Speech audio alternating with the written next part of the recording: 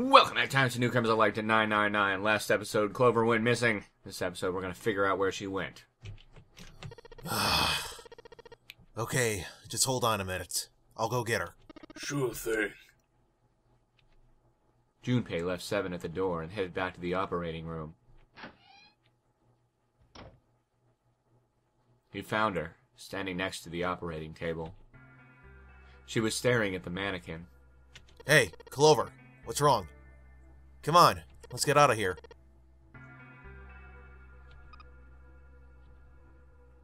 She didn't respond. If she hadn't been standing up and breathing, Junpei might have thought she was dead. What are you doing? Did you want to come back here and say goodbye to John?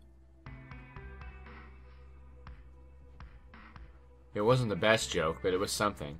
An attempt to lighten the mood. Clover didn't laugh. She stood stock still and said nothing. Hey, Clover, can you hear me? Perhaps it was something he'd said, or perhaps it was something else. Suddenly her mouth opened and she whispered in a dry, dead voice. My brother might be dead. Huh? That's why we couldn't find him. If he's dead, I'm going to be next. Suddenly the operating room felt very, very cold. What are you talking about? What's wrong with you? He gave her a small shake, but she still didn't respond. The silence grew heavier. Junpei. This is another must. For the true ending, you must give her the 4-leaf clover. If you don't, you're going straight for the axe ending. So, and if I'm not mistaken, this is the very last thing we have to do to be on that path. So, let's continue on. Oh, yeah. She didn't know why, but suddenly Junpei remembered something he'd been given earlier. He reached into his pocket and dug it out. A 4-leaf clover. Santa had given it to him in the second classroom. He held it out to Clover. Did you know that each leaf on the 4-leaf clover means something? Hope, faith, love, and luck. Take it. Use it as a good luck charm. He pressed the 4-leaf clover into her hand. Listen to me, Clover. No matter what happens, you can never lose hope. You have to remember what's most important, and that's to have faith and to have love.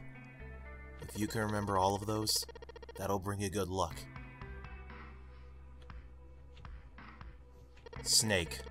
I mean, your brother. He's not dead. He's alive, somewhere. I'm sure of it. You've just gotta believe in that. Clover stared at the 4-leaf clover in her hand. He could see tears start to form at the corners of her eyes. Her voice was tiny and broken, and as she spoke, she started to cry. She tried to hide her tears by looking at the floor, but it did little good. She wiped away tears with the baggy arms of her jacket, but more quickly took their place.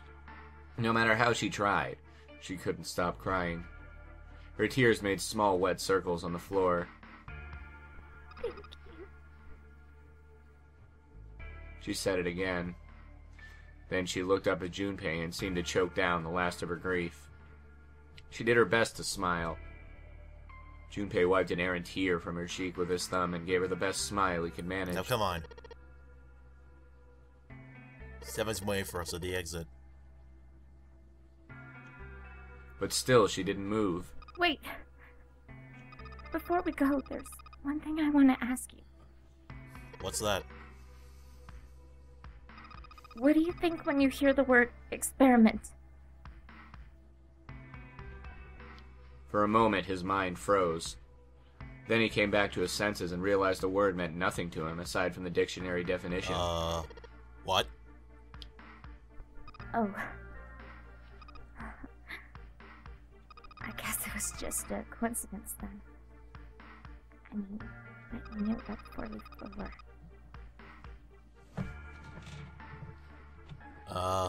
Look, I'm sorry. I don't want to be a jerk, but you are making less than no sense right now.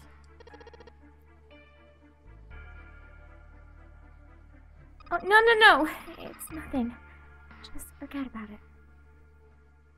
Oh, don't give me that. You really think I could just drop this? What is this experiment you were talking about? Clover looked away. The four-leaf clover was still in her hand. She stared at it for a long moment and then finally spoke. You promise you won't tell anyone? Really? Really? I can trust you, right? Of course you can. Clover slipped the four-leaf clover into her pocket. Her eyes still red from crying, she looked up at Junpei. Okay then. I'll tell you.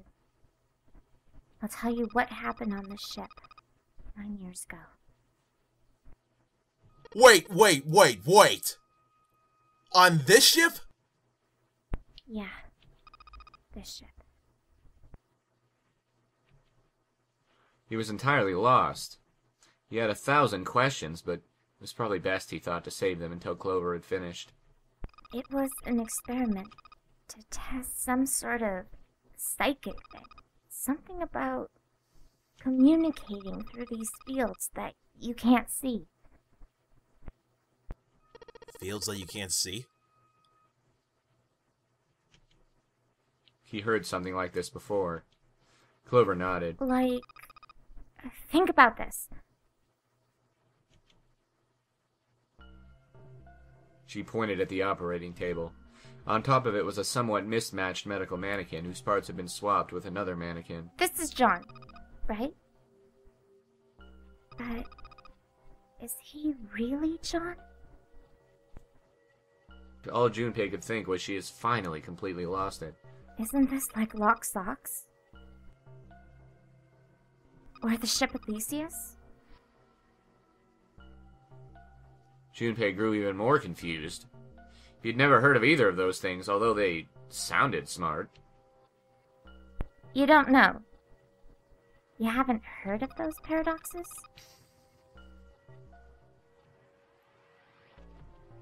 Junpei shook his head. Clover laughed. Okay, well, pay attention then. This is how Lock Socks works.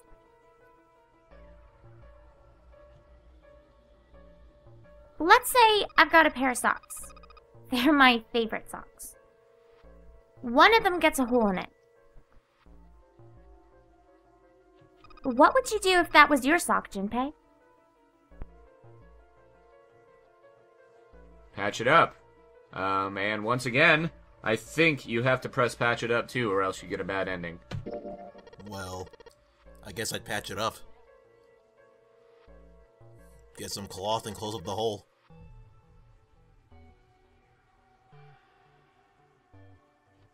But what if another hole opens? I'd add another patch, I suppose. What if another hole opened after that? Another patch, I guess? Well, let's say you just keep adding new patches. Until, eventually, the original cloth of the sock is totally gone. Once you get to that point, can you really say they're the same socks you started with?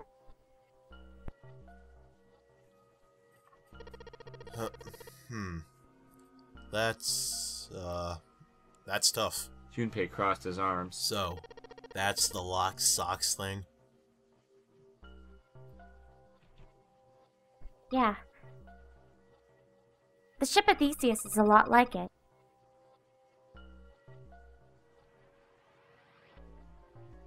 The ship of Theseus. If you keep fixing the damaged parts of a ship, eventually it ends up with none of the parts it started with. Can you really say that ship is the ship of Theseus that you started with? And what if you took all the old parts from the first ship and built another one somewhere else? Then, what ship is the real ship of Theseus? The one you repaired, or the one you built with all the original parts? It was an interesting question. Clover could see Junpei was intrigued. Hey, do you think it's the same? What's the same? These guys. Is this John? Or is it Lucy now? Junpei looked at the operating table again. A mannequin full of body parts from a different body. Clover had been right. It was just like Locke's socks on the ship of Theseus.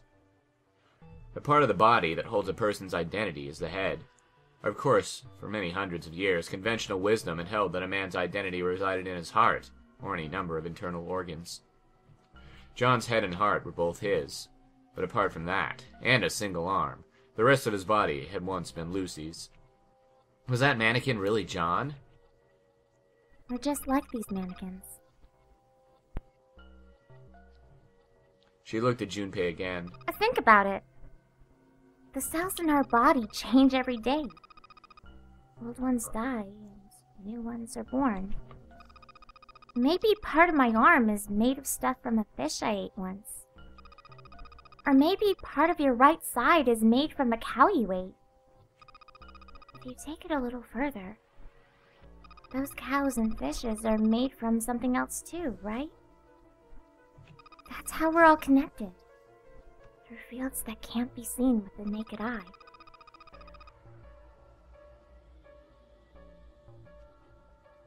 The silence was broken by Seven.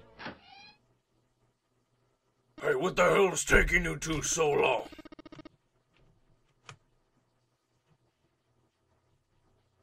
Seven's head appeared in the doorway.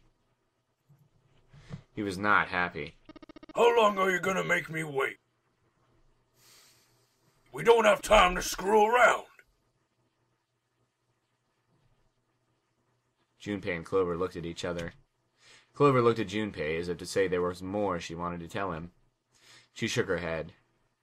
Whatever she had to tell him, she didn't want to tell him in front of Seven. Seven seemed to catch on. Oh? What were you two doing? Was it some sort of secret meeting? No. It wasn't. We were just... playing. With the mannequins. Huh? Let's go, Junpei.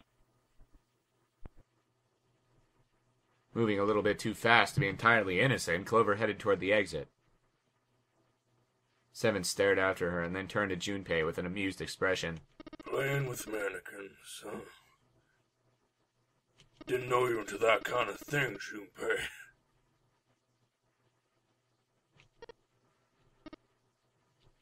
You're a dick. Junpei dashed past him and traced Clover's path out of the door. With a short laugh, Seven followed. They stood, looking at the door. Junpei took out the Jupiter key. Alright, I'm gonna open it now. Is that cool?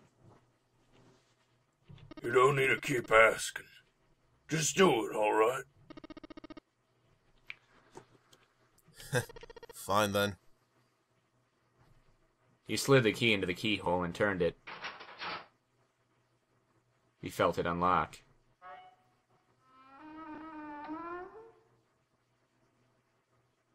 The door opened with a soft, melancholy creak. Beyond it lay a simple white hallway. There was no fanfare or confetti. Obviously, there was no one there to applaud them. They simply walked through the door. That was it. Alright, let's get going. Hey man, what's up with you? You're so serious, you know? Can't you sound more happy? You know, get a little excited. Not really.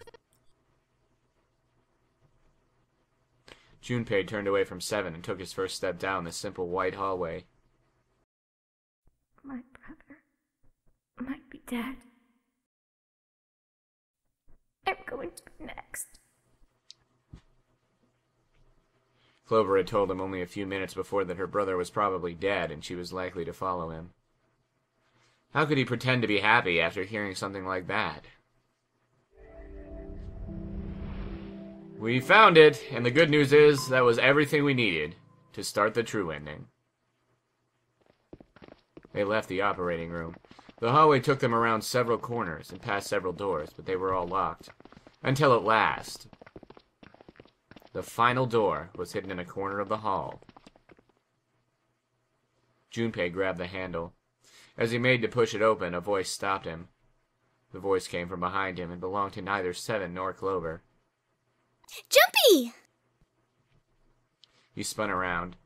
He saw someone running toward him from the other end of the hallway. There were 3 people coming toward Junpei and his companions. Santa, Lotus, and June! They pulled up short in front of Junpei, breathing hard. Whoa! What the hell is this? What are you doing here? What? But we didn't... Before he could finish, Clover spoke. Hey guys, could you come take a look at this? She was standing near the end of a small hallway that branched off to the right. The rest of them ran over to her, curious as to what she'd found. There was something on the wall at the end of the hallway. A map of the ship's interior. It said C deck in the upper left corner. It was, they assumed, a map to the floor they were on. Door 7 and Door 8. The map confirmed what they already knew. Both doors eventually led to the hallway where they'd found themselves. In fact... Yeah, isn't that what I said? We aren't going to be split up permanently till we find door 9. We might be separated for a little while, but we'll see each other again. Otherwise, we won't be able to open door 9. That's how the nonary game works. Junpei looked at the map of the ship's interior again. As he looked more closely, his surprise and excitement gave way to weariness. One by one, the others saw what he'd seen. They moved, as one, for the door.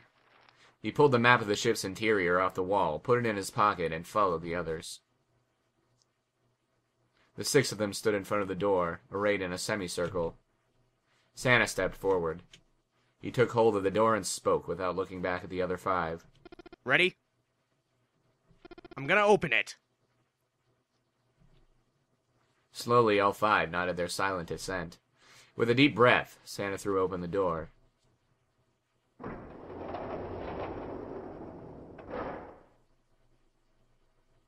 They poured through the doorway and into the room. Even without looking around, each one of them knew where they were. They were just where the map had said they would be. The same room they'd been in not so very long ago. The tremendous central hospital room, with empty beds from wall to wall. I see. I believe I understand what you're saying. The 6 of you split into 2 teams and went through doors 7 and 8. You solved the puzzles in the operating room and the laboratory, and then met one another in the hallway, after opening your respective locked doors. He looked like anyone might after only just waking up, but it seems that his brain was working as well as ever. He had managed to grasp, summarize, and understand each team's report. At any rate, I feel a bit silly for my little show of altruism. And on this note, we're gonna skip, because we've seen this too. So be right back. Welcome back, guys. We're gonna go through door 1, and we have 3 doors left, including this one, so we're almost done. My choice is door 1. Santa was unconvinced. Hey, wait a minute there. You cheating? Cheating? I'm asking if you changed your number after you heard what doors we wanted. How could I do that? I wrote it down on the paper earlier. Let me see that. Junpei shrugged and handed it to him. Santa examined it furiously. The others peered at it as well. As they did, Junpei quickly slipped a piece of paper he'd been holding into his pocket. Although he'd never know it now, Santa had been justified in his suspicions. Junpei had switched papers. He had prepared 3 pieces of paper for doors 1, 2, and 6, and put the paper with door 6 into the pot. He put a small mark on it so that he would know which one was his. He put the paper that said door 1 in his left hand, the paper that read door 2 in his right. When the drawing began, he saw to it that he drew last. The rest was easy. If he wanted to go into door 1, he'd use his left hand and his right hand if he wanted door 2. Of course, if he wanted door 6, that would be simple. All he needed to do was switch nothing and say 6 had been what he wanted all along. Well, what does it say? He fought the urge to smirk. You got lucky. Santa snorted and tossed the paper aside, frustrated. Very well. We decided who will go through door 1. It will be Clover, Junpei, and myself. 1 plus 4 plus 5 equals 10. 1 plus 0 equals 1. Our only problem is the 2 remaining teams. June and I want door 6. Lotus and I want door 2. That's not good. We can't open either of those doors with only 2 people.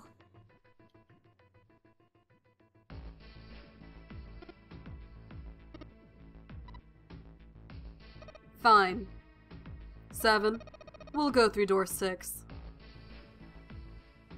3 plus 6 plus 7 equals 8 equals 24. 2 plus 4 equals 5. Sure thing. I didn't really want to go through door 2 anyway. Besides, if we got a younger girl with us, it'll lower the average rate. Right, June? Well, June was at a loss for words. Lotus was not. That pig. You just wait and see. Her eyes were the eyes of a woman prepared to kill. A shiver ran down Junpei's spine. Even after they separated at the staircase, Lotus was still muttering angrily to herself. Circumstances dictated that Junpei and June would have to part ways again, but this time it didn't sting quite so much. After all, he knew he would see her again. Till we find the 9 doors, 0 ain't gonna split us up. We might get separated for a little while, but we'll see each other again. Otherwise, we can't open door 9. That's how the nonary game works.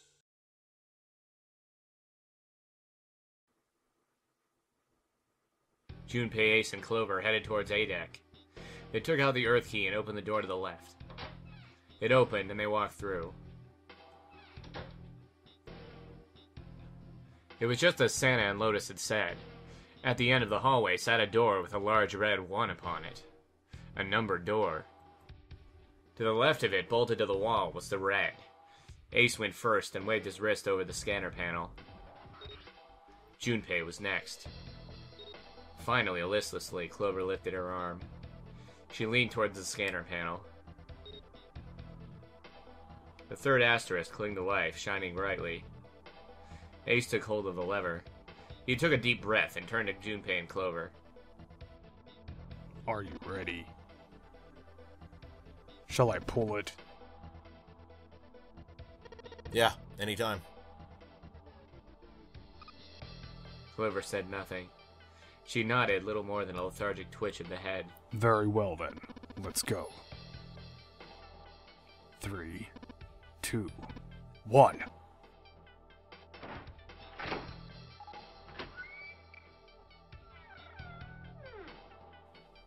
The door opened. They stumbled into the room. Frantically, Junpei scanned the room. His eyes stopped on the device that would determine whether they lived or died. There it is! Over there! Next to the door they'd come through was the dead. As one, they ran to it. They put their hands over it as if they were fighting for it.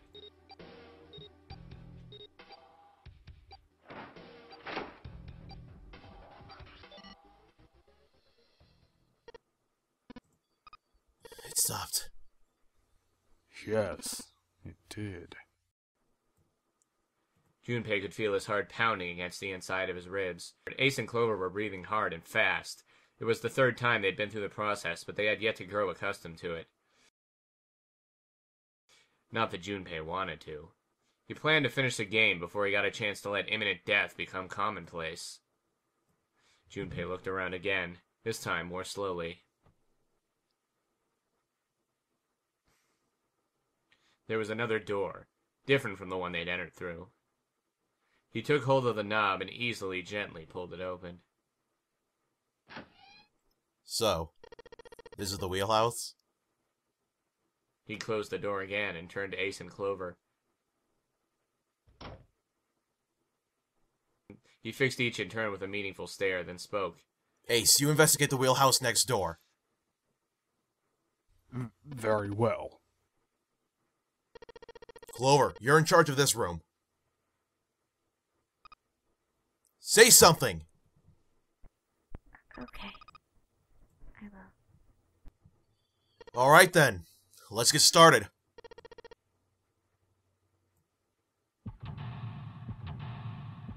And let us begin. The wheelhouse. This is probably my least favorite room, just because the puzzle in this room is, very annoying and confusing and has to do with latitude and longitude, so what I'm probably going to end up doing is using a walkthrough.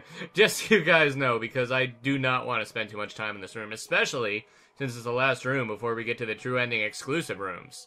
So I'm excited about that. Let's search in this drawer, shall we? Or a chair, that's fine too. A chair. Clover isn't talking much. Well, I guess that's understandable. I mean, she's been through a lot. Really, it's more surprising that she's still together enough to talk at all. By the way, if you made bad decisions, you could easily get the axe ending in this room. That is one of the alternate true endings. Like, if you do something wrong in this and go on the same path as you were going, then you get the axe ending. And if you don't do the safe ending first, you get the coffin ending, which is a very troll ending, for that matter. And I believe it would take place if we were to get it after this room, which we won't get it because we did the safe ending, of course. So, let's look at some more drawers. Yeah, I got a nautical chart and I got a compass. A voice he hadn't expected startled Junpei from his examination of the pocket watch. Oh, a pocket watch. Might I take a look at it? He spun around to find Ace standing in the doorway. Junpei shrugged and handed him the pocket watch. Hey man, what are you doing over in this room? Oh, I just thought I'd come to check up on the two of you. Is there a problem? Well, I believe you have to pick that there isn't a problem. I don't know if it matters at this point, though. Well, not a problem, but... It was a lie. All Junpei wanted was to get rid of Ace. He'd sent Ace to the wheelhouse at the beginning for a reason. There was something he meant to ask Clover, and he meant to ask her in private. And on that note, there was something he wanted to ask Clover, and he didn't want anyone else to hear him ask it. We're going to end the episode here. Rate, comment, subscribe, favorite, and see you on the next epic episode of 999.